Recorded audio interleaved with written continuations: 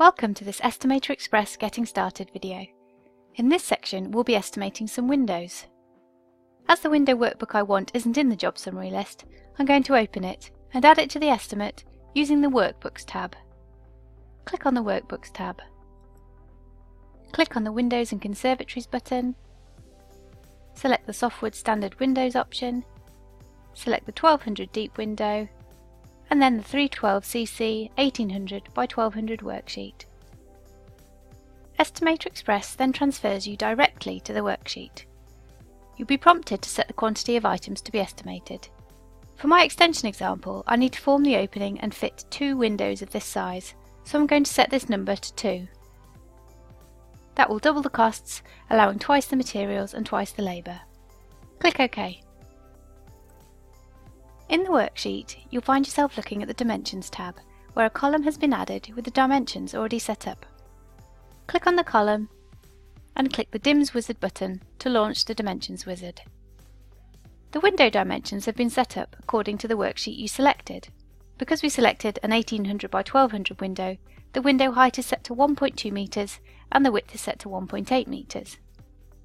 The note here just explains that the window shown in the diagram is here to help you enter the dimensions, so it won't necessarily look like the window you're going to use. If you're placing the window into an existing wall, you can enter the thickness of the wall here to calculate the volume of spoil when forming the opening.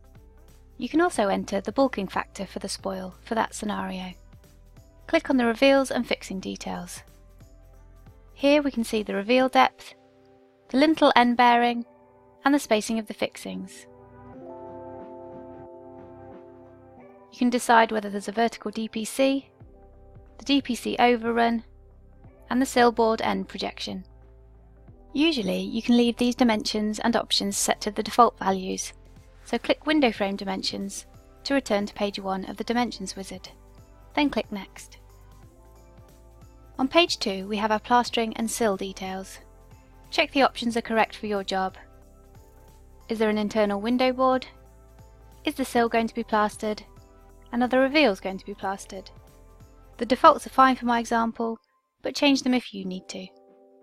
Click Next to move on to page 3, which deals with the decoration. Run through the decoration options. EstimatorXpress needs to know if sealant's going to be applied to the perimeter. That's set to Yes. Does the window need to be primed and painted externally? I'm going to set those to No. Remember, once you've clicked into an input box, you can press the Tab key or the Enter key to move to the next input box. Does the window need priming and painting internally? Again, I'm going to set those to No. Is the internal window board going to be primed and painted? I'm going to leave those set to Yes. And finally, are the reveals to be painted? I'm also going to leave that set to Yes. Once you're happy with the decoration details, click Finish. We can now take a look at the calculated resources. Click on the Calculated Resources tab. We can now see what resources have been estimated for this window. The resources here are estimated on the dimensions entered in the Dimensions Wizard. Any changes there will have an impact on the costings here. Now click on the Sundry Resources tab. The window itself, the lintel, and the fitting of the window are estimated here, as they're not dependent on the dimensions you've entered. This is the window which has been specified. In my extension example, the existing windows are going to be reused, so we don't need to add the cost of the window to the estimate. Right-click on the window and select the option to set the window as not required. So now we've removed the windows themselves, but we still have the lintels, window boards and plastered reveals and so on.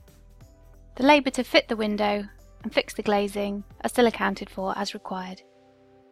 Once you're happy with your window estimate, click Close Workbook. Confirm that the workbook is complete. We can now add a comment to say that the existing windows are being used.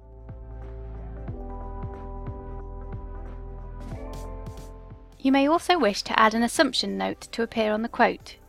You can add this using the Assumptions and Omissions button. You could indicate that the windows are not included in the quote as they're being supplied by the customer. So that's the estimate for the windows complete. Thank you for watching this EstimatorXpress video on estimating windows.